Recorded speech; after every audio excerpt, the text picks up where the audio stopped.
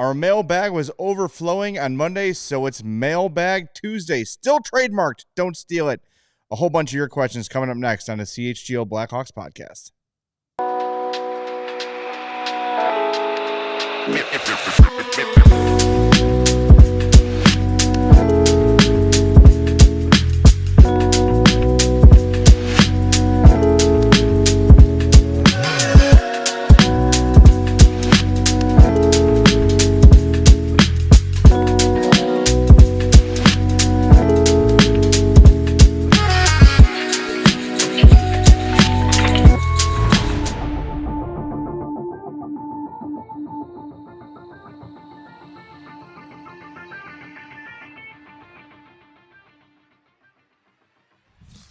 Welcome into the CHGO Blackhawks podcast presented by Bet365.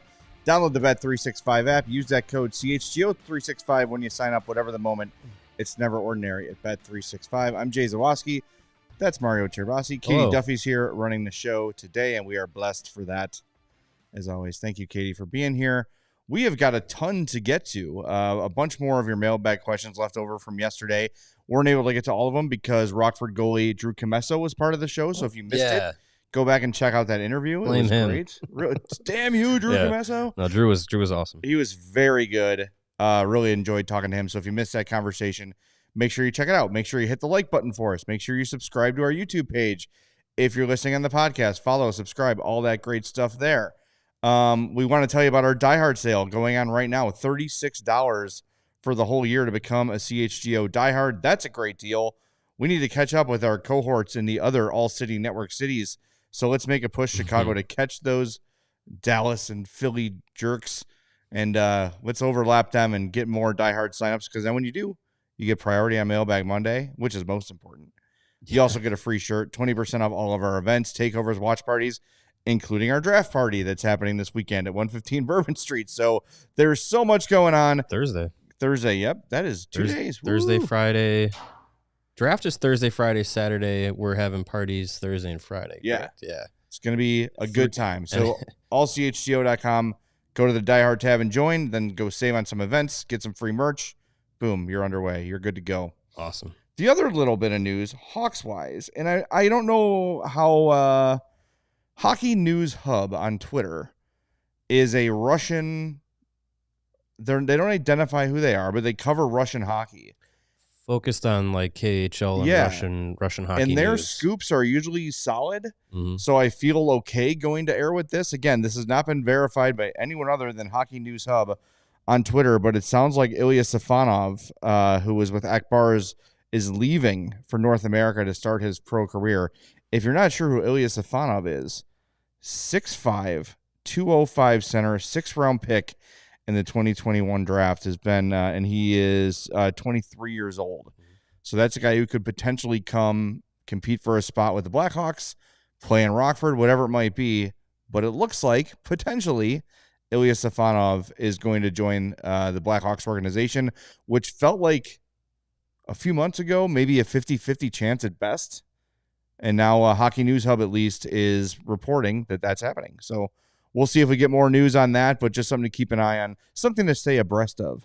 Sure. Yeah. I mean, I think as much as we've been focused on a lot of the young guys coming in, Safonov is one of those guys that still young, 23, he's a young guy.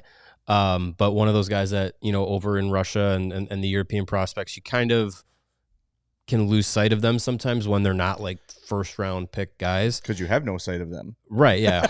Much harder to watch KHL games, and it's a lot easier to watch MHL games, but KHL games harder to watch.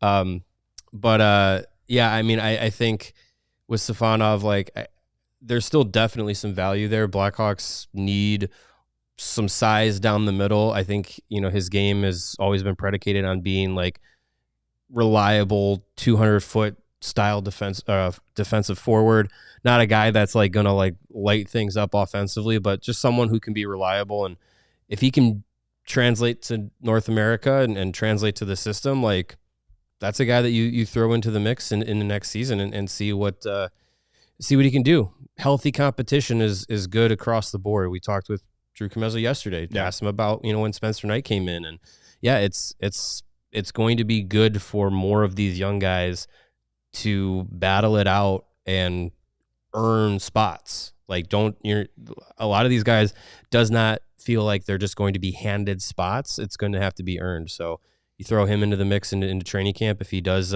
officially sign, then that's good. That's more competition. 6'5" center. Big. Those are two good things for this organization if it works out. So big guy. Some people, by the way, asking about Kantsarov. Kantsarov has one more year on his deal in Russia. So the thought would be after next season. So yeah, and that's fine.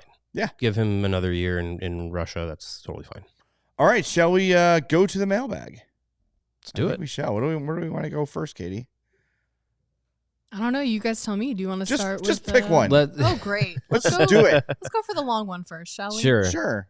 The title of the show? Oh, Lord. Yes, it is. Yeah, I had to rearrange the template for this one.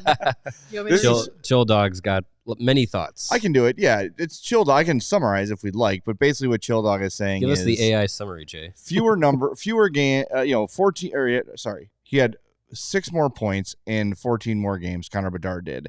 And there's been some blame about coaching. There's been some blame about line mates. How are they going to fix it? How are they going to, what is the real answer? What was the problem? And what can they do to get it together? That's basically the summary of what Chill Dog is asking. Yeah. Making the case for Connor Bedard to start to reach that potential that we all believe he has, and a lot of people believe he has, and what we were sold on in his draft year. I think, you look at consistency with line mates, that's a big thing. I think he's a guy that benefits from playing with certain types of players. We saw him play really well with speed, with Ilya Mikheyev and Oliver Moore.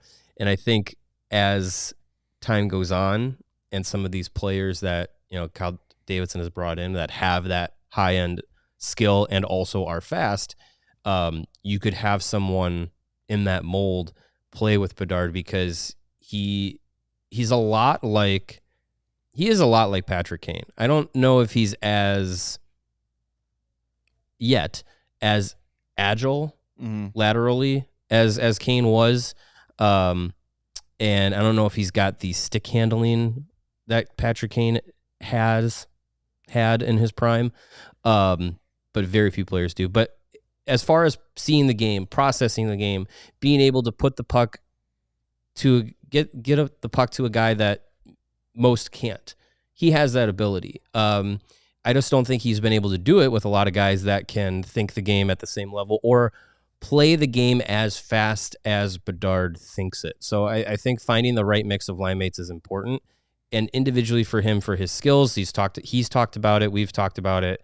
Everyone knows adding that extra step to his game is going to be really important. So I think if you can have that mixture of playing him with the right kinds of guys and him also getting his skating to just a little bit more than just NHL average, I think you're going to be on your way. If he could have both of those things next season, he's going to be well on his way to becoming the fully realized Connor Bedard that we all expect him to be. I think coaching was probably part of it too, and he even sort of said in his exit interview with the media, like, it was nice to not just be told how bad I was defensively all the time and right. be able to do some of, he used the term fun stuff offensively, and you saw him look better under Anders Sorensen. And I think a lot of people were expecting like an immediate day. Now there's a new coach and now everyone looks better. Like, it's a big transition to change systems mid-flight. You're also going through a ton of roster turnovers with trades and call-ups and everything. Yeah. But Bedard started figuring things out offensively towards the end of the year, and I'm not so worried about the production. It's the chances. Are the chances there? Are the looks there? And I think for the most part we saw those this year. And a lot of the times when they were there, he refused to take them. He would kind of look to make the extra pass or maybe try to toe drag a shot when it wasn't necessary. I think through time and through whoever this next coach may be, as soon as they can kind of beat that out of him a little bit, it's going to, his production will go up as well, because there were several opportunities that he passed up for scoring opportunities simply out of his own decision making. And you can blame coaching and you can blame line mates and everything.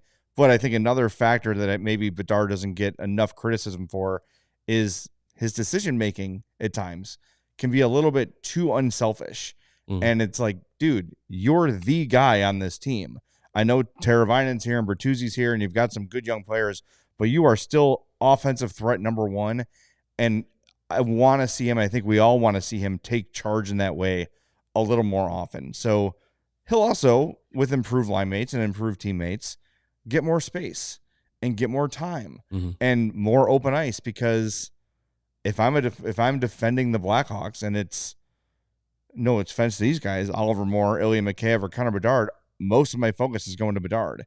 And if one of those other two guys beats me, so be it. But if there's a Mitch Marner or a Brock Boeser or, yes, I'll say it, a Patrick Kane on his wing next season, like then that changes everything for everybody. Right. So, and Erica says he also needs to drive the net more. I don't know if that will ever be his game. It's not. I don't think he's shy in going to the net. But I think Bedard is more of a, much like Patrick Kane, he is a guy who creates chances from distance, right? He'll get his chances of scoring close, but a lot of the things Patrick Kane did were distributing from along the boards to set up players, or just absolute snipes from outside the crease area. So that's a good comparison. He's never going to be Jonathan Taves, but I don't think Bedard is shy to go to the net front when he has to. It just won't be his style of play. I know the comparisons in the first two seasons, a lot of people have said like, oh, well, he's ahead of Nathan MacKinnon and all that stuff. Nathan MacKinnon is a completely different player than Bedard ever will be. And I think that is part of it when we talk about, like, you know, these point plateaus and all, you know, where he stacks up and stuff. And I think driving to the net, like, that's something that Bedard isn't averse to doing. I just think he doesn't have that step to do it yet where it's super effective. Whereas Frank Nazar, not the biggest guy, has the speed to drive to the net and beat someone just flat out foot speed, rather than having to, you know, get a shoulder on somebody and get around somebody. Nazar can do that with his feet. Bedard doesn't have that kind of speed, so he doesn't have the ability to just burn by anybody. So he has to get more creative with it. I wonder too, though, like, if Bedard because I think a lot of times when I watch Bedard skate, he is kind of doing this searching, scanning sort of a thing. So it's very rare that he's operating at full speed. Even when he's on like a 2-on-1 or another sort of odd man rush, he's always kind of looking to distribute, slowing it down a little bit. He's never full blast trying to score. He's not a rush offensive guy. Even though he's going to be most effective. Like, he can get those chances, but to your point, he's not going to be a guy that's just going to barrel to the net and see what happens. He's going to assess every outcome, kind of like I don't know the Marvel universe that well, but isn't it Doctor Who, where he can see all Doctor Strange. Doctor Who's the telephone booth guy. To my point, I don't know the Marvel universe. So but he's the one that can kind of like see all the different outcomes and pick, you know, figure out which is the best probability or whatever. Bedard's feels a lot like that when he gets those chances. He's not just going to bull rush straight to the net. So he seems like his game will be, in his prime, he's going to be facilitating offense, kind of like in a, you know, from the blue line in. And if he's got the right guys with him, you know, has the foot speed and create, you know, ability to create at that elite level, which I think he'll get to, that's where he's going to be that most dangerous type of player. All right, break zone time. We'll be back in 2 minutes. Hit the like button. In the meantime, we're under 50 likes. That can't be right. There's got to be something wrong with that. We don't make the rules. You just have to hit it, or somebody explodes somewhere. We don't even know who it is or where they are. It just happens. So better hit it unless we get 100. Back in a moment on CHGO Blackhawks, powered by Bet365. And light beer just got better. Introducing Sam Adams American Light. It's clean, it's crisp, and it's super easy to drink. There's no gimmicks, there's no fluff. It's Sam Adams, after all, you know that. And Sam Adams American Light is not your average light beer. It's brewed with 100% American sourced ingredients from local independent farmers. That is light beer that's made right. Light beer should never feel like a compromise with Sam Adams American Light. It's not. Crack one open for the playoff games tonight. It's an American classic, so smooth, you want to crack open another one. It's always Sam's season. Light beer just got better. Grab some Sam Adams American Light. Available now at select Chicago retailers. Must be 21. Please drink responsibly. And if you are in the market for a new vehicle, then check out our friends at Ray Chevrolet in Fox Lake, where they are doing their spring cleaning. Come in and get fresh savings during their spring clearance sales event, like 0% financing for 60 months, $0 down, 0 payments for 90 days, plus 0 hidden fees on select new Chevy models. Or you can check out their selection of over 125 vehicles priced under $20,000. With one of Chicagoland's largest Chevy inventories, you're sure to find the perfect vehicle for you. And as one of the top-selling Chevy dealers in the Midwest, they're able to keep their prices competitive, so you know you're getting a great deal. Plus, with Ray's Price Promise, that lets you shop confidently because it guarantees no add-ons and no hidden fees, no gimmicks. It means the price you see and hear is the price you pay. You don't have to worry about any changing, no stressful negotiations, and no tricks. The people at Ray Chevrolet just want to help you get into the right vehicle at the right price. So go see for yourself. You can visit our partner at their convenient location right on Route 12 in Fox Lake. And don't miss out on their spring clearance sales event going on all month long for 0% financing on select new Chevy models. Shop Ray Chevrolet in Fox Lake or go to raychevrolet.com. They've been serving the community since 1963. Together, let's drive. All right, let's crack open the mailbag once again. We need to improve our rate. We're going to get through these. We'll go faster on the next ones. We promise, maybe. Yeah, go for it. You have our full trust. L Bloom 84, hope I said that right, says, would you say a fair future comp for Nazar would be Seth Jarvis? I wouldn't hate it. Yeah, that'd be great. Seth Jarvis, again, not Bart Harley Jarvis though. No, screw him. No. Seth Jarvis, I think would be great. He's a fantastic, well-rounded player. He's a guy that can put up big numbers. Play I even hate saying complimentary because he's really integral to what the Hurricanes are doing, but he's one of those guys that is like right in that like top of that second tier of like producer and someone that's going to be, a threat, especially on the penalty kill. Like what we saw from Nazar this season on the penalty kill, I feel like reminds me a lot of what Jarvis accomplishes for the Hurricanes on the penalty kill, just relentless speed. And Jarvis isn't a big guy. Just like Frank Nazar, like they're similar in size, but they command more ice than their size would say. So I like that. I like that comparison. I would be thrilled if Frank Nazar becomes a Seth Jarvis level of player. I mean, Seth Jarvis, 2 years in a row of 67 points. He had 5 shorthanded goals this year, and then another 7 on the power play. That is a nice comp. I'll take that. Yeah, not great at faceoffs. He's a 41% career faceoff guy, 34% last year. So I think Nazar's already got a little bit of an edge there. But if you're talking consistently 65 to 70 points for Frank Nazar, yes, you will take that all day. And based on what we saw this year, okay, I mean, it doesn't seem completely out of the realm of possibility, especially if they're able to add some talent around him.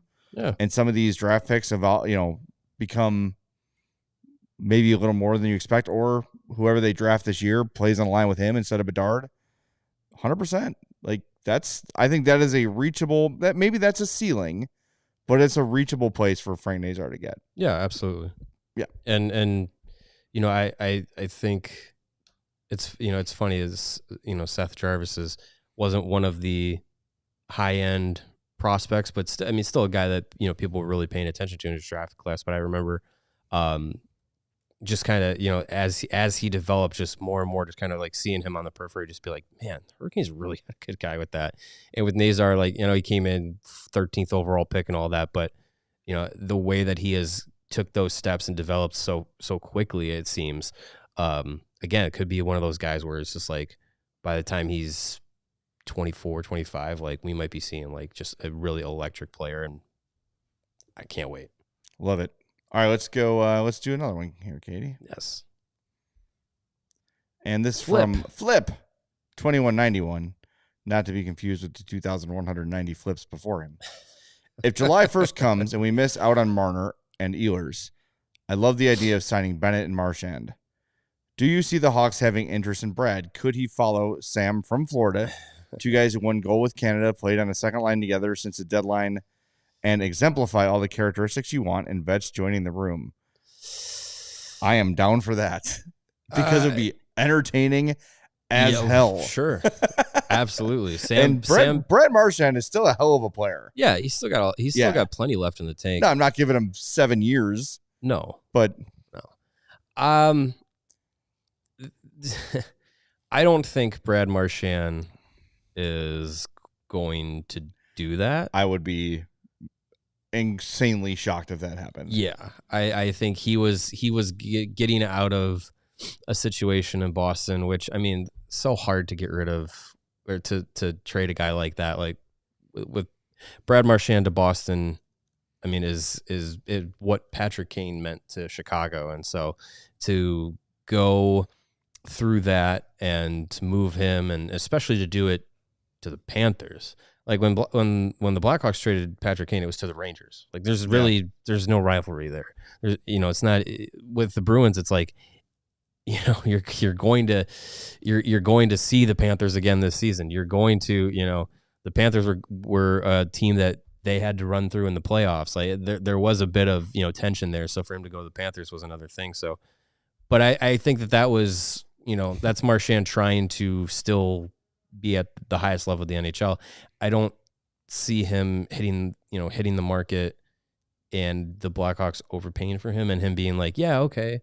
Like he's made a ton of money. I think he wants where he wants to go. Compete. Yeah, and contend. So, I don't think the Blackhawks are going to do that next year after, maybe, there might be in that conversation, but I don't think Marchand's a guy that's going to take that much time out of his career to just go to Chicago. But Sam Bennett, I'm all on board with that too. I like Giggities and a couple other people saying I can't stand Marchand. I don't know if I'd like him in a Hawks uniform. Yes, you would. Yes, you would.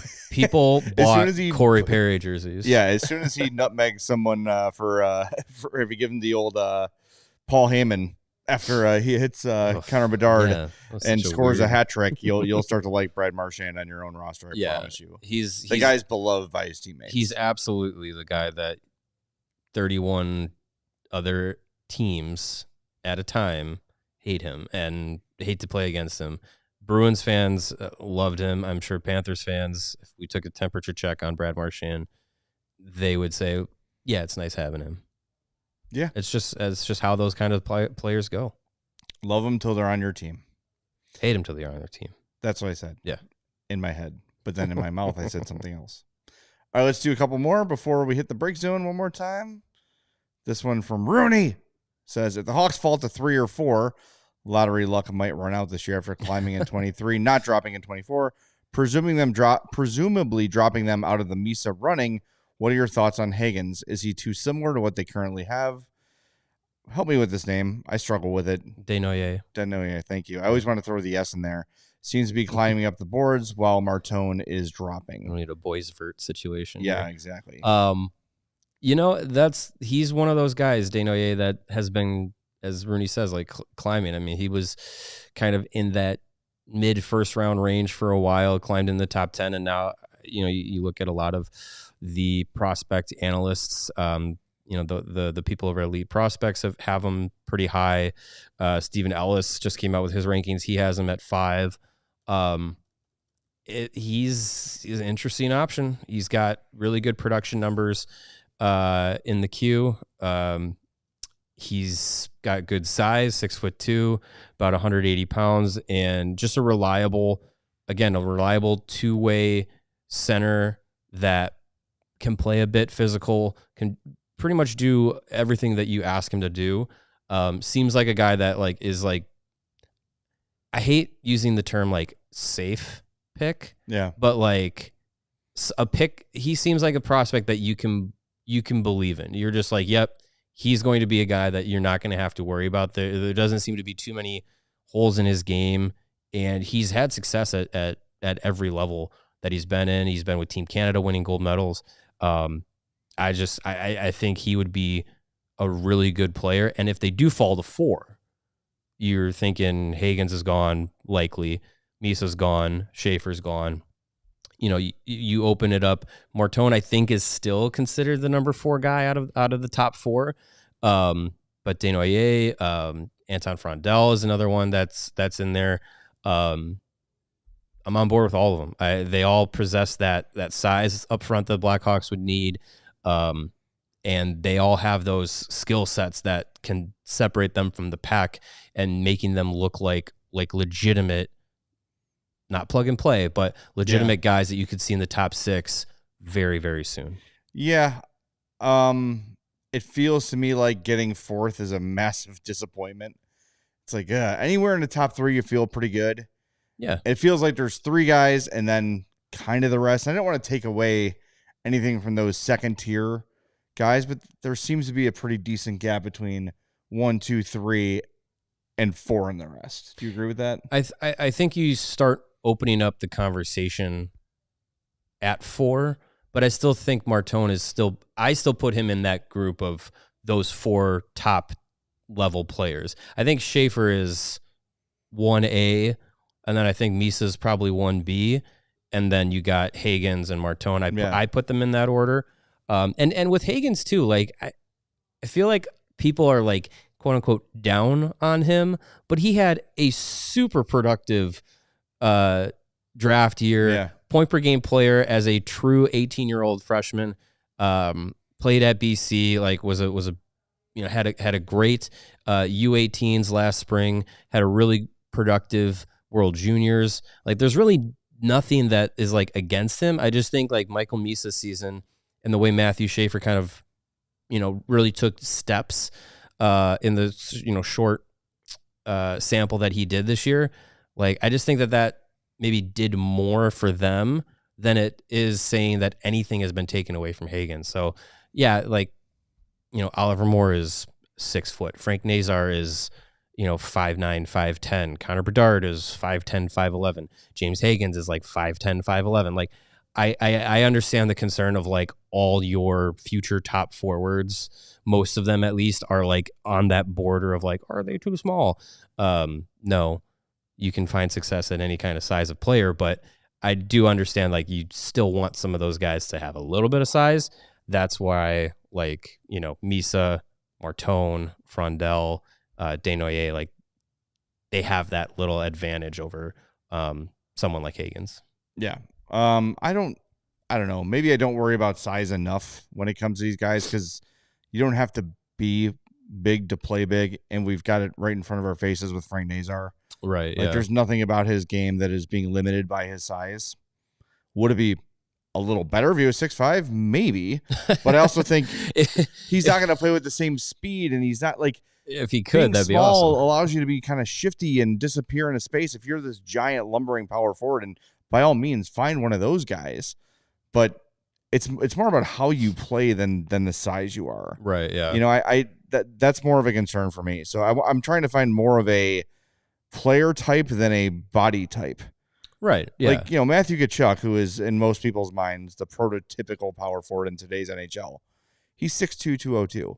He's not towering. Yeah. He's big, but he's not like, oh my God, you can't physically move this guy. He weighs 202 pounds. Right. It is a willingness to not be moved. Or a refusal to be moved is probably a better way to say it. Jonathan Toews, not the biggest guy, but played around the net, played physical. He was 6'2", 190, 200 pounds, depending on what season it was. Dino Ciccarelli, Theo Fleury. Wow. Theo Fleury was 5'6". Those are and would get in your face and do whatever needed to be done. Those are guys with much different mentalities. Sure, but yeah, I mean, it is a mindset more than anything. Absolutely. Max Domi is a really good example of a guy who played here, not the biggest guy by any means, but would do everything needed to influence the game at or around the net. Mm-hmm. It's a mindset more than Andrew a size. Shaw was not a big guy. Right.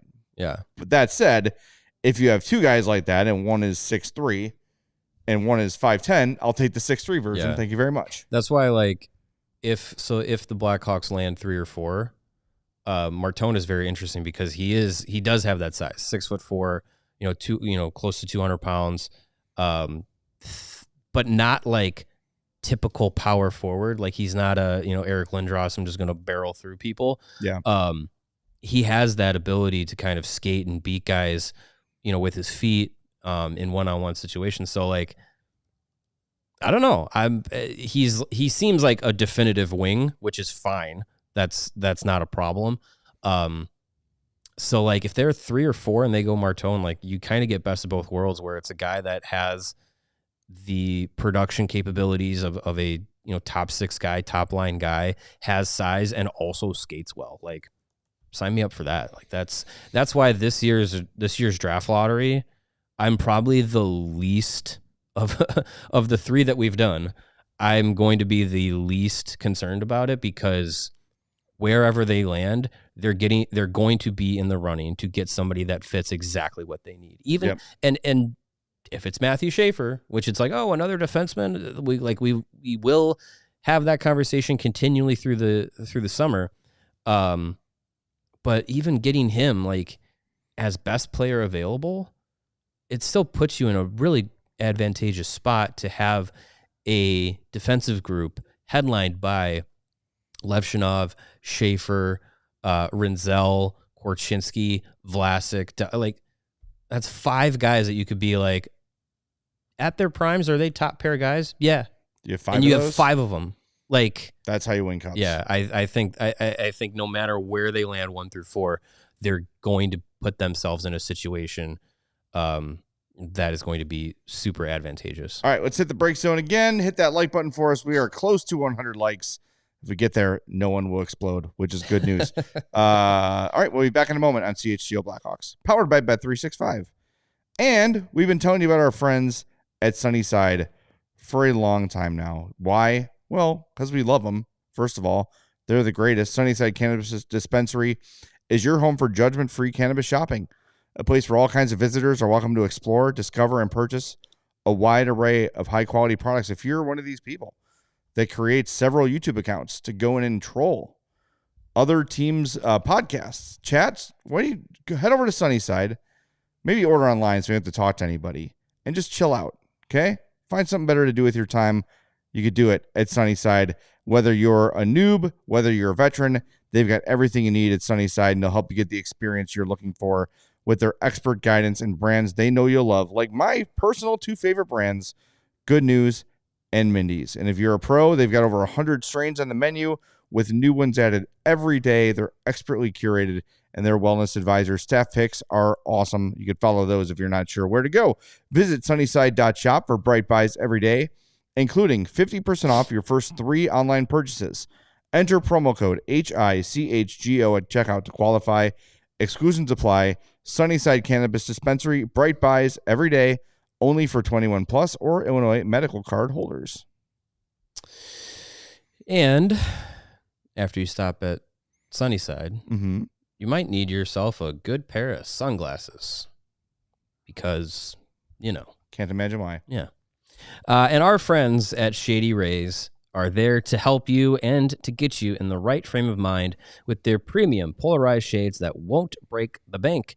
Shady Rays is an independent sunglasses company offering a world-class product rated 5 stars by over 300,000 people. Their sunglasses are durable and have crystal clear optics, making them the perfect choice for all outdoor activities. And they come in many different styles and colors, perfect to fit your style and maybe even the team colors of your favorite teams. Ooh. If your shades ever go missing or take an unexpected hit, you don't have to worry. They have the most insane protection plan in all of eyewear. Every pair is backed by their lost or broken replacements program. So if you do happen to have your sunglasses take a fall, crack, break, anything like that, fall off your your shirt collar and fall into the chain of lakes and, oh no, they're gone forever. Don't worry. Shady Rays will be able to replace them. And if you don't love them, you can exchange them for a new pair or return them worry-free within 30 days. CHGO viewers and listeners, you can go to shadyrays.com and save 35% off of their polarized sunglasses with the code CHGO and join the over 300,000 people that have rated Shady Rays 5 stars. Again, go to shadyrays.com, code CHGO, 35% off polarized sunglasses. All right, back to the mailbag we go. Do us a favor, make sure you hit that like button for us and hit that subscribe button. Somebody asked where the like button is when you're watching on your phone. You got to kind of tap the screen there and it'll pop up on the bottom. It's the thumbs up button. That's what you're looking for. Yeah. This way on your screen. Yep. If you've never seen a thumbs up before.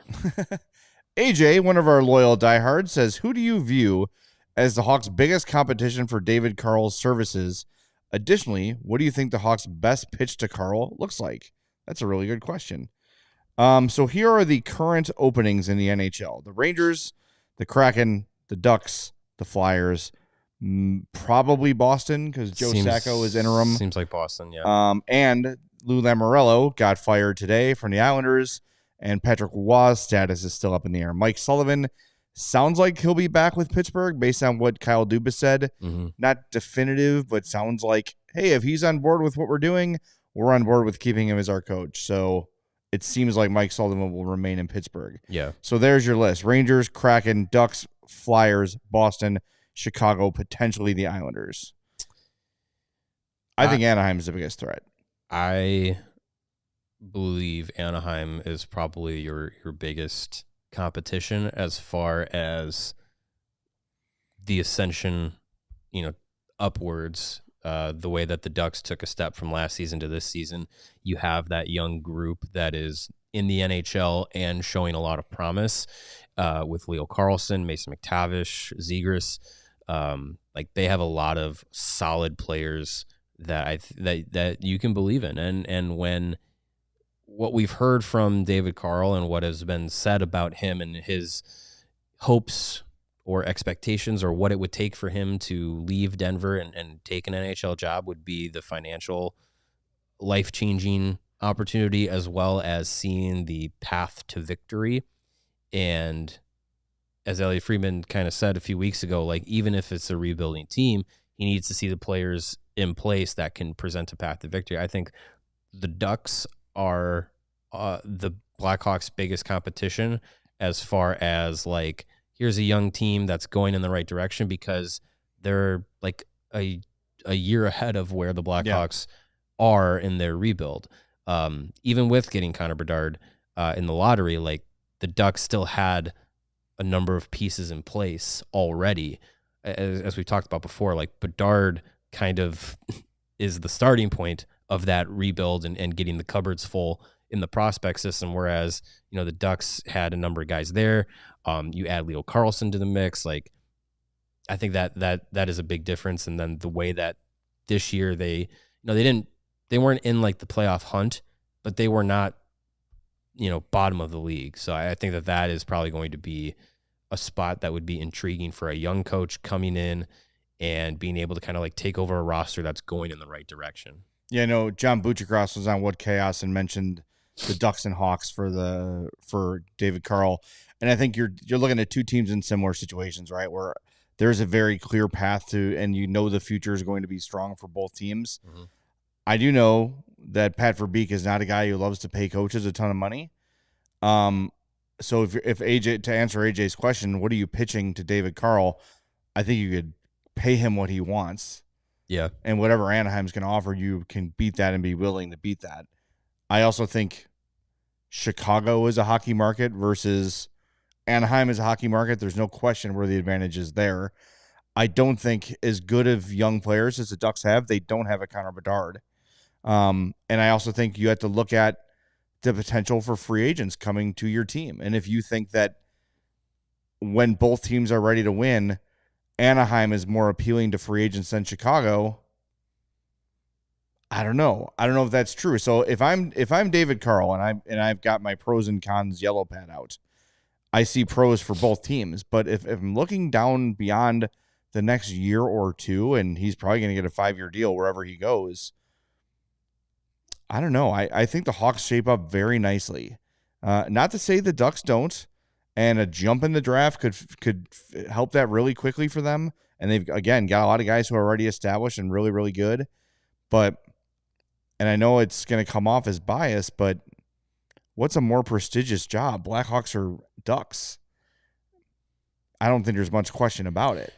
Yeah, I mean, I don't mean it disrespectfully. I mean, if it was Blackhawks or Devils or Blackhawks and, Stars, they're an original 6 team.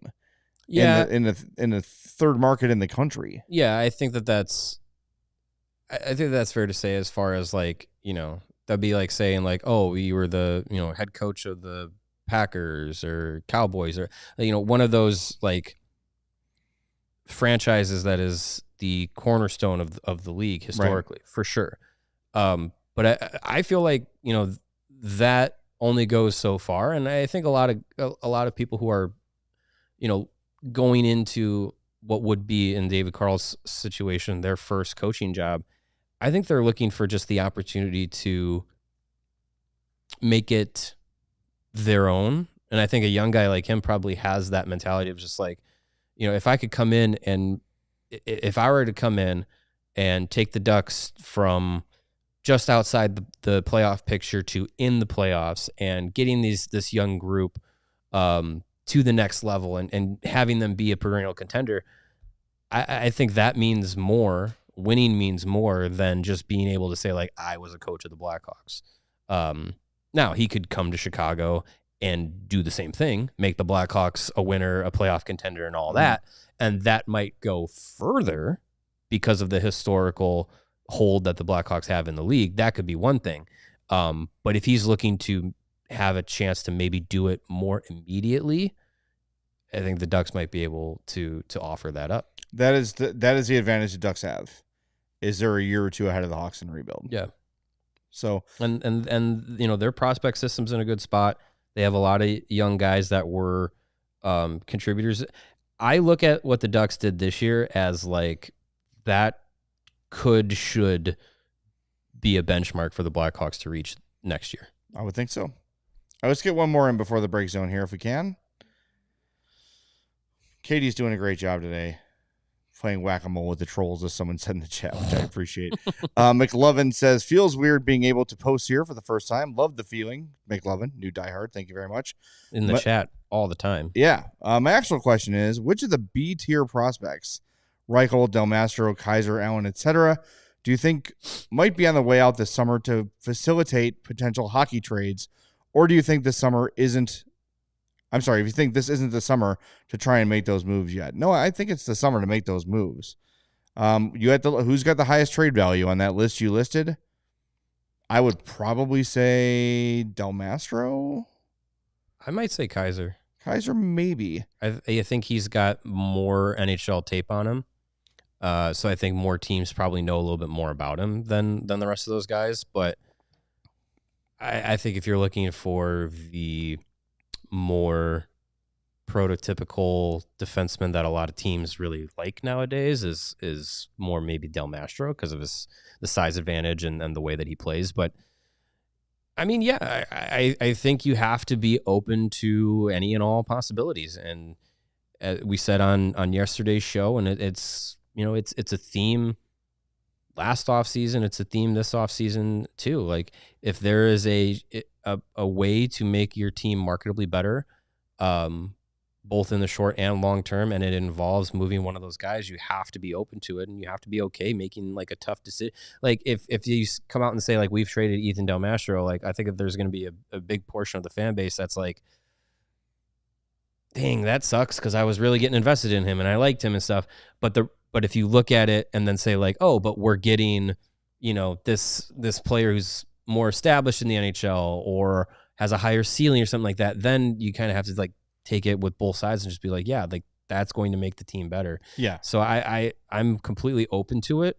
If I'm picking from that group and I'm saying hockey trade, what kind of feels like it makes the most sense this offseason, I wouldn't put it out of the realm of possibility that we see like a 1-for-1 with guys that are in similar boats with maybe Lucas Reichel and another prospect that's not figuring it out or a prospect that's buried or something like that, where it might just be like, hey, switch settings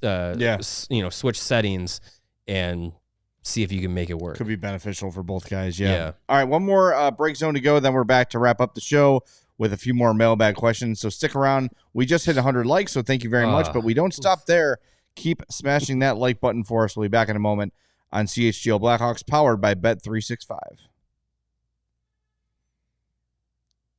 And if you are loving the playoffs and maybe you've got some PTO lined up, why don't you go check out some playoff hockey on the road and get your tickets with our friends at Game Time. There's nothing like playoff hockey. It's going to be back here eventually. Until then, soon. Go find it elsewhere. 4 to Game 6 Time. weeks. Game Time's the place to go, man. We use it all the time, and they've got a new feature called Game Time Picks that makes getting tickets to see your favorite teams play live even easier. Game Time Picks filters out the fluff to show you only incredible deals on great seats, so you don't have to waste time searching through thousands of tickets. It's awesome. They have priority on your tickets with the Game Time Picks. Their curation makes it easier to save more on sports, concerts, comedy, theater, and more.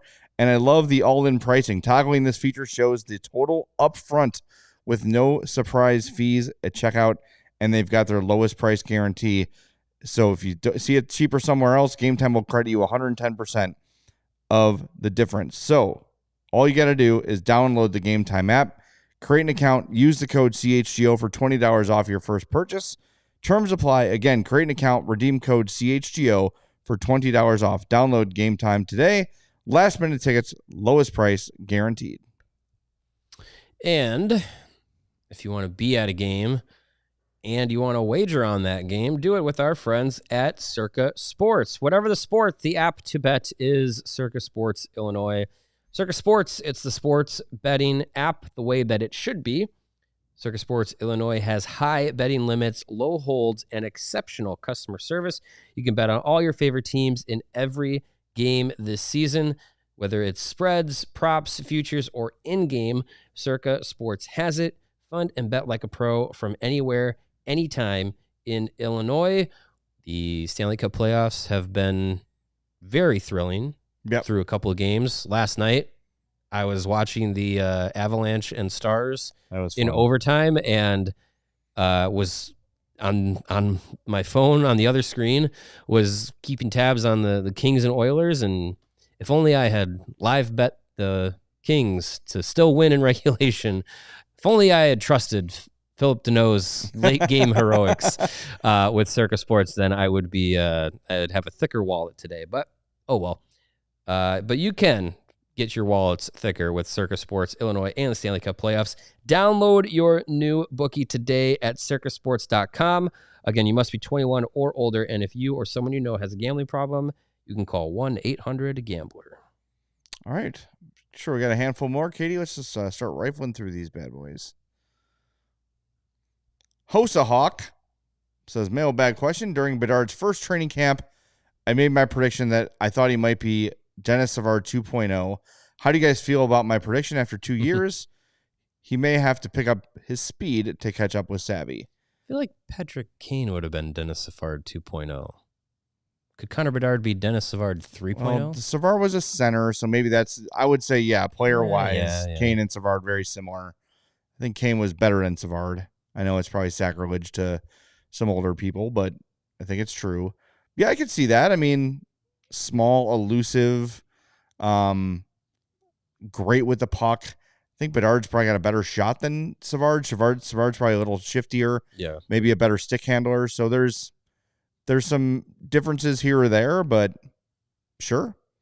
Yeah, I think in the way that they play, there's some differences. But I think in what they can mean to their teams, I think that can be similar. I mean, you look at those Blackhawks teams of the 80s, and they had a ton of talent across the board. You know, with Larmer and Secord and Murray and Olczyk and all those guys go down the road. But Savard was the one that led the way with that group, and I feel like Bedard can be that guy. I think as this team continues to grow and you continue to add those pieces around him, he's still going to be the number one guy. I find it hard to see anyone right now that would kind of, as much as Frank Nazar was really good down the stretch, for the long run, I'm still putting Connor Bedard as the guy that's going to be the most important player for this next generation of the Blackhawks. And if anyone else, either joins the organization or rises up to that level, that's all the better. I mean, the Blackhawks of, the cup runs. Yeah. You could make a case for Kane or Taves or Hossa or Duncan Keith, like all being the most important guy of that group.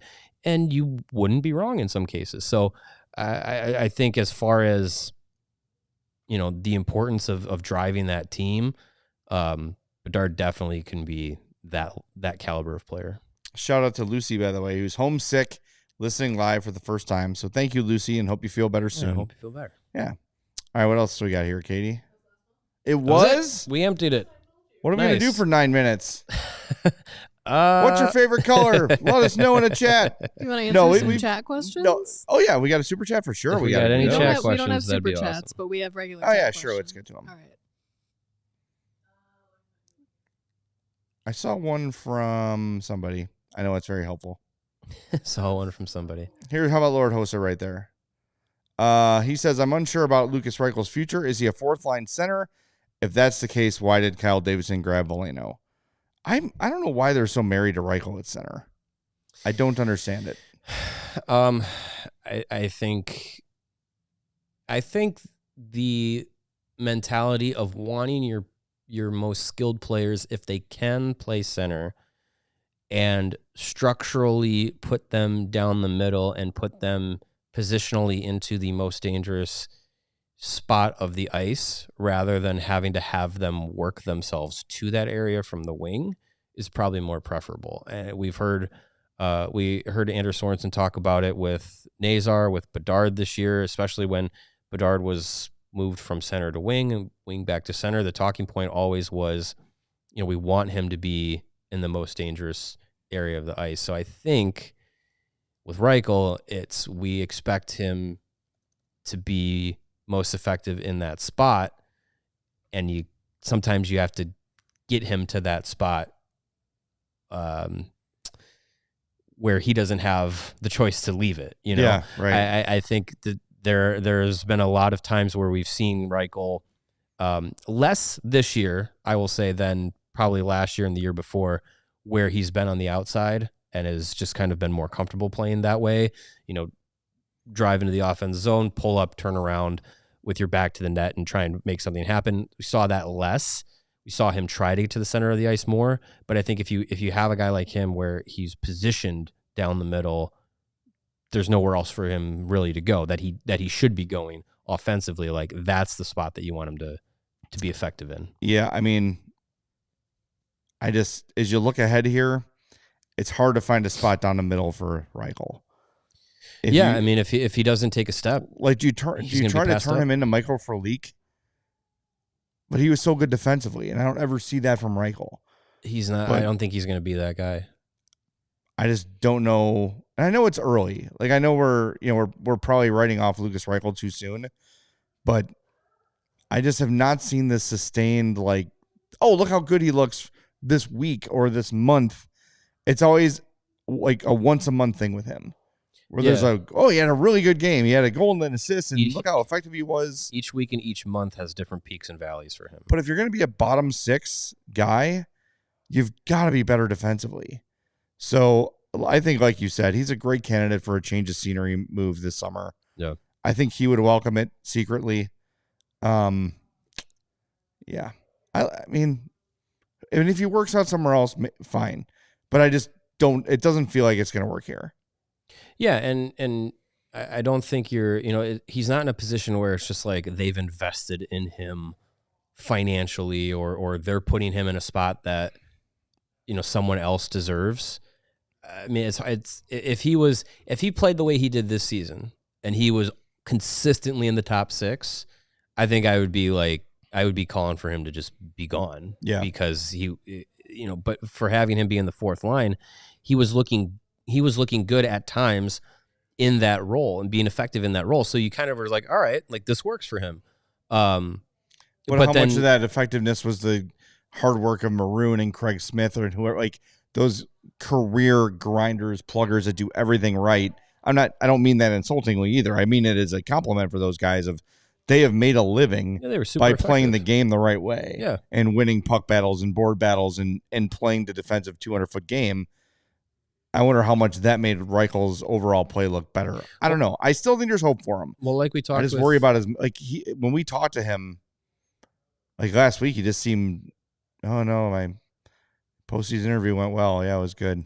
Well, yeah. He just seemed like someone killed his dog. Like he was. Yeah, I'm sure it wasn't a glowing review of how the season went based off of how people expected it to go and what he ended up actually doing. But I mean, like we talked like with Bedard, like a lot of times getting the most out of players, some guys are not just individually going to be able to light things up. Like if you put them with the right types of players, they can succeed. So Reichel could be a guy that benefits from having players that kind of fit the mold of Maroon or Craig Smith or people who are willing to play along the boards, play in the harder areas so that they can create things for Reichel rather than him having to be the one to have to do that. Like, I don't think that's ever going to be his game.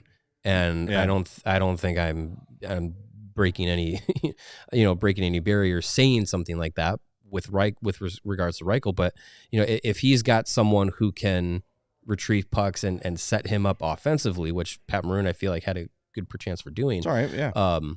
And, Craig Smith was a fast guy who was not afraid to shoot. So there's a guy who can open up ice with speed. And Lucas Reichel was able to kind of benefit from that. Like if you have players that play well off of other archetypes of guys, you can find the right mix. But I just don't know if there's enough shown in the 2.5 seasons that Lucas Reichel has been here to warrant the extra efforts from the front office to be like, we need to get guys on this team that can unlock Lucas Reichel. Yeah, at some I point. think eventually, whether it's this offseason or going into training camp, like we're going to probably have enough guys in the NHL mix in the forwards group where you're just like, they have other priorities to get the most out of.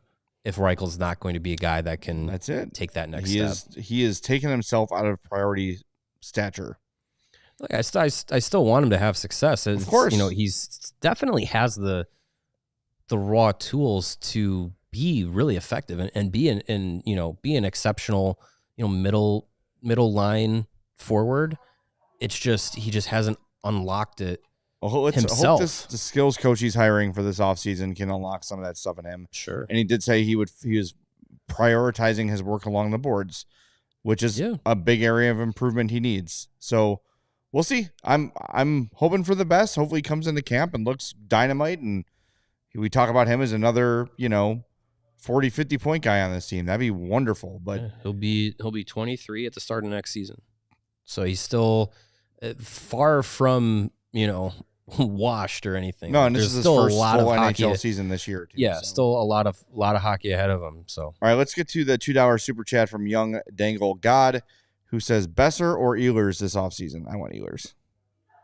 If I'm picking one, I kind of want Boeser. He seems more of the guy. He's not the top line elite guy that I think you want to anchor to Bedard, but he seems like a guy that you could put in the mix that is the shooter. That is the guy that is going to be like, no, I'm going to take the shot. Like, don't worry, I'm not going to pass up this opportunity to shoot. I'm going to be the guy to do that. And I think we've wanted a player like that on this team that can be more decisive in the I'm not passing up this opportunity. And Boeser feels out of those two the guy that would do that more often. I agree with everything you said. I just feel like Ehlers is more of a sure thing, maybe a little more versatile. And I know speed is a bit of a concern with Boeser. I think there's some guys, though, that you can live with them if they're not dynamite skaters, if they've got really good shots and produce. And I'd be happy with either guy. But I feel like Ehlers is another one of these people in the league that has been a really good player for a long time, that simply because they play for the Winnipeg Jets has sort of not gotten the attention they probably deserve to get. And it could be kind of a sneaky, not huge money move that really, really works out for the Hawks. So if I'm picking between those two, I want Ehlers, but I'm pretty happy with either of them.